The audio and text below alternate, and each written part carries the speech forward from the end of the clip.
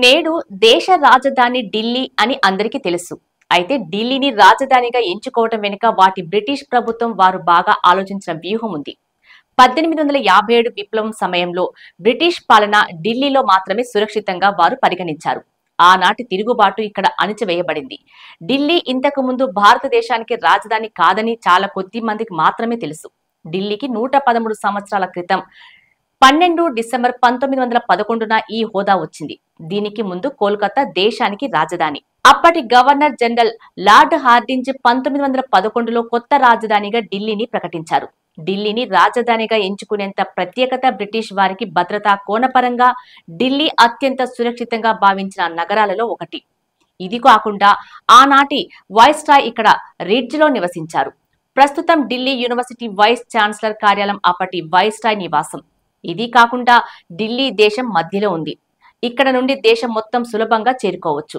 కోల్కతా దేశం పశ్చిమ చివరలో ఉంది. దీని కారణంగా మిగిలిన భాగాలకు చేరుకోవటం, పర్యవేక్షించటం కష్టం. ఇక 1857 విప్లవం సమయంలో బెంగాల్ దేశంలోని అత్యంత ముఖ్యమైన స్వాతంత్ర కేంద్రంగా మారింది. అలాగే 1905 సంవత్సరంలో బెంగాల్ విభజన తర్వాత స్వదేశీ ఉద్యమం, నిరసన కొత్త ఊపందుకుంది. ఈ కారణంగా కూడా బ్రిటిష్ ప్రభుత్వం కోల్కతా కంటే ఢిల్లీ సేఫ్ అని భావించింది. ఆగస్టు 25, 1911న వైస్రాయ్ లార్డ్ హార్డింజ్ ఇదే అంశంపై ఒక లేఖ బ్రిటిష్ ప్రభుత్వానికి పంపించాడు. అందులో కలకత్తా కంటే ఢిల్లీని రాజధానిగా చేసుకుని బ్రిటిష్ పాలించటం ఉత్తమం అని పేర్కొన్నారు. భారతదేశ రాజధాని అయిన 20 సంవత్సరాల తర్వాత 1931 ఫిబ్రవరి 13న న్యూఢిల్లీ ప్రారంభించబడింది. దీనిని లార్డ్ ఇర్విన్ ప్రారంభించారు. దీని రూపకర్త ఈ మాంటేగ్ థామస్. ఆ తర్వాత ఢిల్లీ మ్యాప్ నిరంతరం మారుతూనే ఉంది. ఇది 1956లో కేంద్ర పాలిత ప్రాంతంగా మారింది.